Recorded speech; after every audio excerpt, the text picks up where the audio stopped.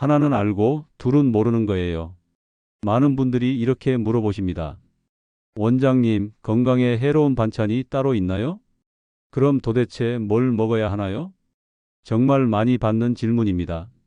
저는 26년째 암 환자들과 함께 생활하고 있는 내과 의사 이석진입니다. 여러분, 우리가 정말 먹으면 안 되는 반찬이 뭔지 아시나요? 놀랍게도 그건 우리가 너무 좋아하고 자주 먹는 것들입니다. 게다가 암세포도 그걸 너무 좋아해요.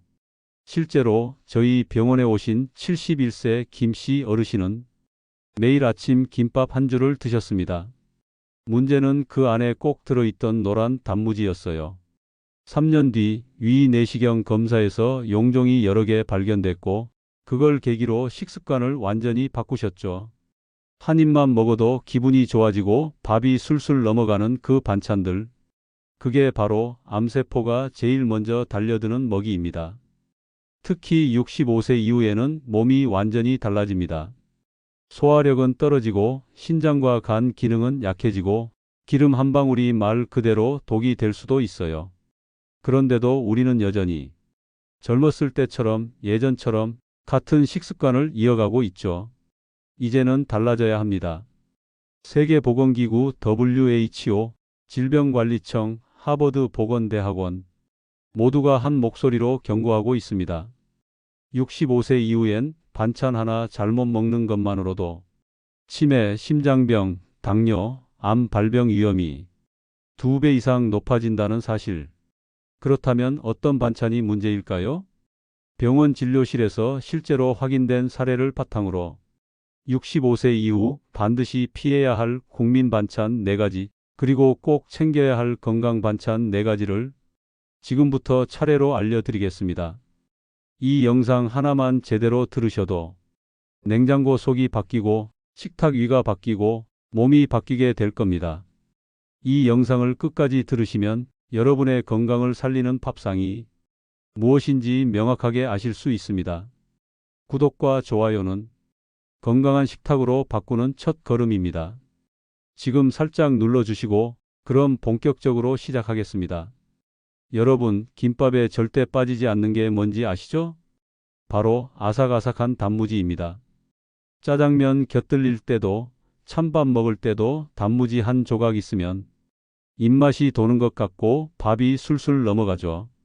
그런데 그 단무지 정말 조심하셔야 할 반찬입니다. 자주 드시지 않는다고 생각하실 수 있는데 생각보다 여러 음식 곳곳에 들어가 있거든요. 단무지는 생산 과정 자체가 비위생적인 경우가 많습니다. 아는 지인이 단무지 공장에서 일을 한 적이 있는데 단무지가 가득 담긴 고무다라이 사이로 쥐가 막 뛰어다니는 게 보였답니다. 그 뒤로 단무지를 입에도 안 댄다고 해요. 그뿐만이 아닙니다. 오래 보관하려면 색도 노랗게 잘 유지하고 썩지 않아야 하잖아요. 그래서 단무지에는 색소, 방부제, 설탕, 소금이 듬뿍 들어갑니다. 특히 그 노란색을 내는 색소는 몸에 들어가면 기침, 피부 트러블, 알레르기 같은 반응을 일으킬 수 있다고 전문가들이 말합니다. 게다가 단무지는 생각보다 짭니다. 100g이면 소금이 작은 숟가락으로 절반 넘게 들어있어요. 달달한 맛도 강하죠. 그래서 혈압 있는 분, 당뇨 있는 분, 그리고 신장이 약해진 어르신들께는 작은 한 조각도 부담이 될 수 있습니다. 실제로 저희 병원에 오신 71살 김 씨 어르신은 아침마다 김밥 반 줄씩을 드셨는데 언제나 단무지를 빠뜨리지 않으셨어요. 그러다 건강검진에서 위 안에 용종이 여러 개 발견됐고 그 일을 계기로 식습관을 바꾸기 시작하셨습니다. 이렇게 말씀하셨어요. 설마 단무지가 문제일 줄은 몰랐어요. 그냥 밥 반찬 정도로만 생각했지. 많은 분들이 그렇게 생각하세요. 하지만 문제는 매일 드신다는 것입니다. 한 조각씩이지만 1년이면 몇백 조각이 몸에 들어가는 셈입니다. 몸에 좋은 것도 그렇게 먹으면 약이 되지만 부담이 되는 건 쌓이면 결국 병이 되기 쉽죠. 그렇다면 단무지를 완전히 끊어야 할까요? 그것도 좋은 방법이지만 현실적으로 어려우시다면 바꿔서 드시는 것부터 시작해 보세요. 예를 들면 김밥 속에 단무지 대신 백김치나 집에서 살짝 절인 물을 넣어 보는 겁니다. 양념을 줄이고 식초만 살짝 넣어도 입맛 살리고 속도 편안한 반찬이 됩니다. 또 하나는 먹는 순서를 바꾸는 것입니다. 단무지부터 드시지 말고 나물 반찬이나 채소를 먼저 드셔보세요. 그렇게 하면 단무지의 단맛이나 짠맛도 덜 자극적으로 느껴지고 혈압과 혈당도 갑자기 오르지 않게 도와줍니다. 그런데 단무지 못지않게 오해를 하고 있는 반찬이 또 있습니다. 바로 김밥 안에도 들어가는 맛살입니다. 맛살은 생선으로 만든 거니까 건강에 좋겠지. 이렇게 생각하신 적 있으시죠? 실제로 병원 오시는 분들 중에 입맛 없을 때 맛살이라도 하나 찢어 먹어요. 이렇게 말씀하시는 분들이 꽤 많습니다. 특히 당 떨어질 때, 밥맛 없을 때 간단하게 먹을 수 있어서 자주 드시곤 하죠. 그런데 이 맛살, 우리가 생각하는 것보다 훨씬 조심해야 할 반찬입니다. 생선처럼 보이지만 생선살은 아주 조금 들어가 있고 대부분은 전분, 설탕, 소금, 기름 같은 가공 재료로 만들어집니다. 맛은 생선 맛처럼 꾸몄지만 실제로는 고기보다 탄수화물이 더 많은 음식이라는 겁니다. 즉, 단백질이라고 생각하고 먹었는데 몸엔 당으로 흡수되는 전분 덩어리가 들어간 셈이죠. 그리고 또 하나, 맛살을 만들 때는 고운 하얀색을 내기 위해 표백제나 색소를 넣기도 합니다. 또 오래 보관해야 하니 방부제, 보존료가 기본처럼 들어가고요. 몸이 건강할 땐 이런 것들도 어느 정도 버텨내지만 65세 이후에는 간 기능, 신장 기능이 약해지면서 이런 첨가물이 몸속에 쌓이기 쉬운 상태가 됩니다. 예전에 진료실에 오신 74살 어르신은 생선은 요리하기도 번거롭고 냄새도 나서 마트에서 파는 맛살이나 게맛살을 자주 먹어요. 이렇게 말씀하시더라고요. 그런데 이 어르신은 혈당도 높고 중성지방 수치도 꽤 올라가 있었어요. 의사로서 직접 확인한 결과입니다. 그 이유 중 하나가 바로 단백질인 줄 알고 먹은 맛살이었죠. 드실 때는 속 편한 음식처럼 느껴졌지만 그 속에는 당과 나트륨이 잔뜩 들어 있었던 겁니다. 게다가 대부분의 맛살은 기름에 볶아 먹거나 튀겨 먹게 되는 경우도 많습니다. 이러면 열량도 높아지고 혈관 건강에도 좋지 않게 작용할 수 있습니다. 그렇다면 맛살이 위험하니 무조건 끊어야 할까요? 꼭 그럴 필요는 없습니다. 대신 먹는 방법을 바꾸는 것부터 시작해 보면 됩니다. 첫째, 맛살을 데쳐서 기름을 빼는 방법입니다. 끓는 물에 살짝 데쳐서 기름기와 나트륨을 줄이면 좀 더 가볍게 드실 수 있어요. 둘째, 자주 먹지 않는 것. 가끔 외식이나 김밥에서 나오는 건 어쩔 수 없지만 집에서 일부러 구입해서 쟁여두는 건 피하시는 게 좋습니다. 셋째, 다른 단백질 반찬으로 바꿔보는 것. 이를테면 삶은 달걀, 구운 두부, 부드러운 생선살 같은 건 소화도 잘 되고 영양도 훨씬 좋습니다. 맛살은 보기엔 생선처럼 보여도 속을 들여다보면 건강에 꼭 이로운 음식은 아니라는 것. 이제는 알고 드셔야 내 몸을 지킬 수 있습니다. 다음에 알려드릴 반찬은 대부분의 국민들이 몸에 좋은 반찬으로 알고 어릴 때부터 식탁에 자주 올라오는 반찬입니다. 그게 뭘까요? 바로 멸치볶음입니다. 멸치볶음이 뭐가 나빠요? 뼈 건강에 좋다니까 일부러 챙겨 먹는데요. 이렇게 말씀하시는 분들 정말 많습니다. 멸치볶음은 밥 반찬으로도 좋고 칼슘 보충에도 좋다고 하니까 집에 늘 두고 드시는 경우가 많죠. 하지만 이 멸치볶음도 65세 이후에는 주의해서 드셔야 할 반찬입니다. 왜일까요? 먼저 우리가 집에서 직접 볶는 멸치는 멸치 자체보다 양념과 기름이 문제입니다. 보통 멸치를 볶을 때는 기름을 넉넉히 두르고 마늘, 간장, 설탕, 물엿까지 넣어 단짠단짠한 맛을 냅니다. 겉보기엔 멸치 반찬이지만 실제로는 기름과 설탕이 범벅인 음식이 되는 셈이죠. 특히 마트에서 파는 멸치볶음은 더 문제입니다. 윤기가 반짝반짝 나는 건 기름과 물엿, 조미료, 보존료가 그만큼 들어갔다는 뜻이거든요. 게다가 멸치는 소금에 절인 생선을 말린 것이라 원래도 나트륨 함량이 높은 편입니다. 거기에 간장을 붓고 설탕 넣고 볶으면 결국 소금, 설탕, 기름 3박자가 다 들어간 반찬이 되는 겁니다. 어르신들이 멸치를 찾는 가장 큰 이유는 칼슘이 많아서입니다. 그건 맞습니다. 하지만 문제는 그 칼슘이 몸에 흡수되기 어렵게 만드는 조리 방식이에요. 지나치게 단 음식, 짠 음식, 기름진 음식은 오히려 칼슘이 몸 밖으로 빠져나가게 하는 원인이 될 수 있습니다. 즉, 멸치볶음을 많이 먹는다고 뼈 건강이 좋아지지 않는다는 거죠. 실제로 저희 병원에 오신 80살 박씨 어르신은 내가 멸치 진짜 많이 먹어요. 손자 먹으라고 볶다가 나도 집어먹고 반찬으로도 매일 먹어요. 그런데 정작 골밀도 검사를 해보니 심한 골다공증 진단을 받으셨습니다. 칼슘 많이 먹었는데 왜요? 하고 물으셨지만 그 칼슘은 몸 밖으로 빠져나가게 만드는 방식으로 드셨던 거죠. 그렇다면 멸치볶음은 아예 끊어야 할까요? 꼭 그렇진 않습니다. 조리법만 바꾸면 좋은 반찬으로 살릴 수 있습니다.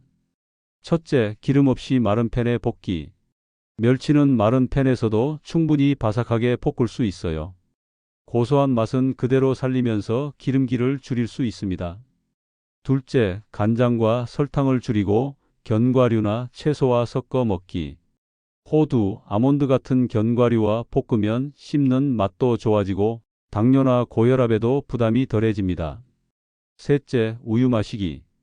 칼슘을 쉽고 간편하게 채울 수 있는 음식인 우유로 내 몸의 칼슘을 지키세요. 멸치볶음, 칼슘도 좋고 영양도 있지만 65세 이후에는 먹는 양과 방식이 훨씬 중요합니다.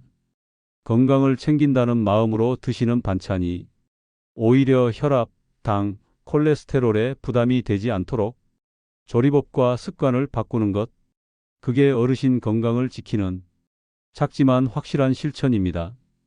여기까지 잘 들어주셔서 감사합니다. 다음 소개할 반찬은 진짜 생각지도 못한 반찬입니다. 아침에 밥상에 장조림 한 조각 올라오면 밥이 그냥 술술 넘어가시죠? 고기 씹는 맛도 있고 짭조름한 간장 맛에 입맛 없던 날에도 한 그릇 뚝딱입니다. 그래서 많은 어르신들이 나는 고기 잘 못 먹으니까 장조림으로라도 단백질 보충해요. 이렇게 말씀하세요. 하지만 그 장조림, 몸이 예전 같지 않은 65세 이후엔 조심해서 드셔야 할 반찬입니다. 왜일까요? 첫째, 짭니다. 너무 짭니다. 장조림은 간장에 고기를 푹 졸이는 방식이죠. 고기에 간장이 배어들면서 맛도 좋아지지만 나트륨 함량도 같이 높아집니다. 소고기 50g에 간장 조림이 더해지면 작은 조각 두세 개로도 하루 권장 나트륨의 절반 이상을 섭취하게 돼요. 거기다 계란 장조림, 꽈리고추 장조림처럼 부재료가 추가되면 양념은 더 졸아들고 짠맛은 더 진해집니다. 둘째, 기름과 단백질이 부담이 될 수 있어요. 고기는 단백질이라고 좋은 것만은 아닙니다. 65세 이후에는 소화 효소가 줄어들고 간과 신장이 단백질 노폐물을 처리하기 힘들어지기 때문에 지나치게 고기 위주로 식사하면 속이 더부룩하고 피로감이 늘어날 수 있습니다. 특히 장조림처럼 오래 익힌 고기는 섬유질이 질겨져서 소화가 더 어려워지죠. 셋째, 양념 간장 재사용의 문제입니다. 한번 만든 장조림 국물 아까우니까 또 써야지 하면서 달걀 삶아 넣고 두부 졸이고 계속 이어가시는 분들 많죠. 하지만 이 간장 국물은 열에 오래 노출되고 고기 기름이 섞이면서 산화된 지방, 나트륨, 조미료가 농축된 액체로 변합니다. 이걸 반복해서 드시다 보면 몸속 염증 수치가 올라가거나 위장 점막이 자극을 받게 되는 경우가 있어요. 진료실에 오신 78살 송씨 어르신은 난 고기는 잘 못 먹고 장조림만 조금씩 먹어요 하셨는데 알고 보니 그 조금씩이 매일매일 쌓여서 간 수치와 신장 수치가 올라가 있었습니다. 어르신도 이렇게 말씀하셨어요. 나트륨이 그렇게 많은 줄 몰랐어요. 그냥 고기 한 조각 먹은 건데. 맞습니다. 작은 고기 몇 조각, 그게 매일 쌓이면 결국 건강에 부담이 될 수 있는 거죠. 그렇다면 장조림은 아예 끊어야 할까요? 꼭 그렇진 않습니다. 조리법을 바꾸고 먹는 양을 줄이는 게 핵심입니다. 첫째, 간장을 절반만 쓰고 물이나 채수로 희석해서 졸이기. 간장의 양을 줄이면 나트륨도 줄고 짠맛도 덜해져서 부담이 확 줄어듭니다. 둘째, 기름기 적은 부위를 사용하거나 닭가슴살 장조림으로 대체하기. 닭고기나 두부로 만든 저염 장조림은 훨씬 소화도 잘 되고 가볍게 드실 수 있어요. 셋째, 한번 만든 간장은 재사용하지 않기.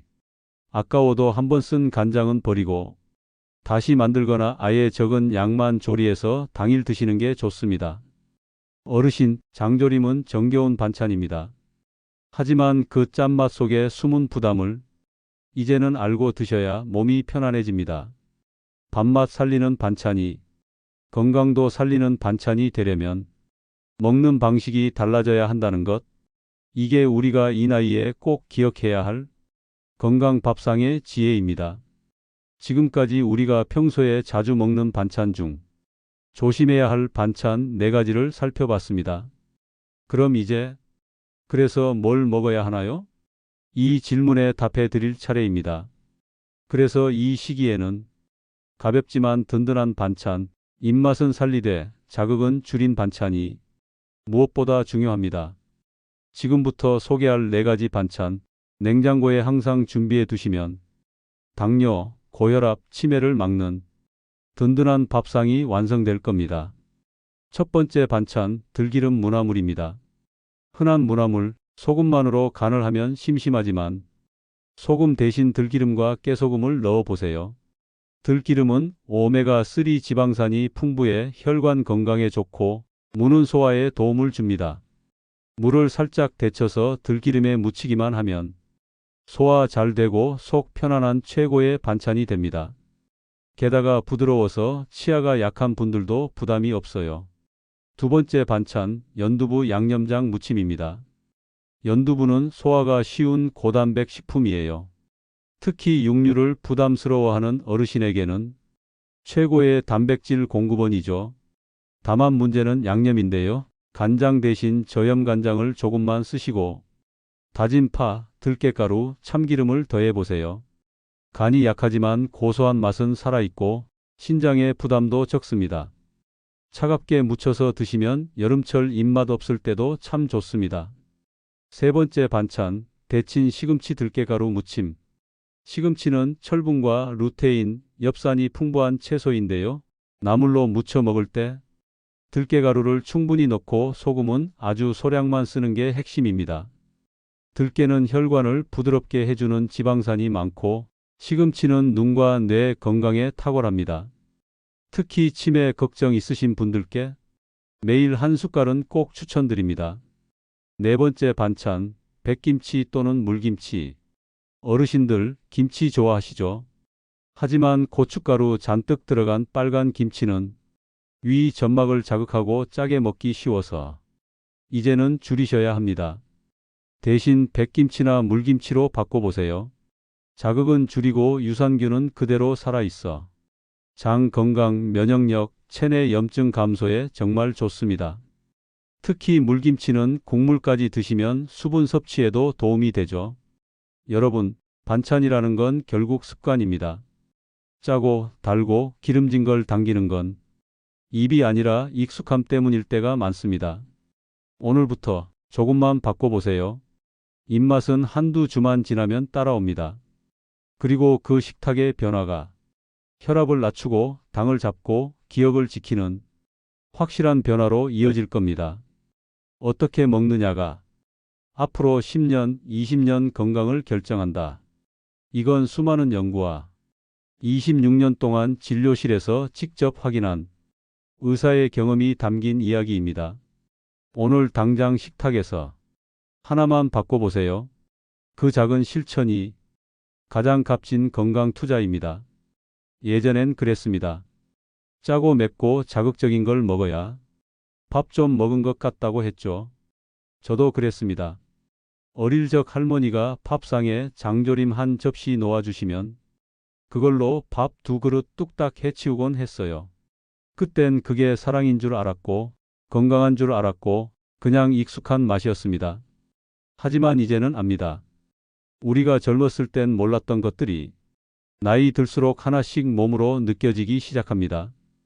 똑같이 먹었는데 속이 더부룩하고 잘 자던 밤에 자꾸 깨고 어느 날은 몸이 부은 듯 무겁기만 하죠. 그게 다 습관처럼 먹어왔던 식탁에서 시작될 수 있다는 걸 우리는 이제 알아야 합니다. 지금이라도 늦지 않았습니다. 밥상 위 한 가지 반찬만 바꿔도 몸은 분명히 반응합니다. 당뇨가 조금씩 내려가고 혈압이 조금씩 안정되고 잊었던 활력이 다시 느껴지는 순간이 옵니다. 여러분, 오늘 들으신 이야기 중 하나라도 기억에 남으셨다면 식탁을 조금만 바꿔보세요. 그 변화가 여러분의 내일을 더 편안하게, 더 건강하게 만들어줄 겁니다. 그리고 이 영상이 마음에 드셨다면 아래 댓글로 여러분 댁의 밥상 이야기를 들려주세요. 어떤 반찬을 좋아하시는지, 오늘부터 무엇을 바꾸실지 함께 나누고 싶습니다. 구독과 좋아요는 여러분의 건강한 식탁을 위한 작은 약속입니다. 살짝 눌러주시면 큰 힘이 됩니다. 다음 영상에서 또 여러분의 건강을 지키는 지혜 함께 나누겠습니다. 감사합니다.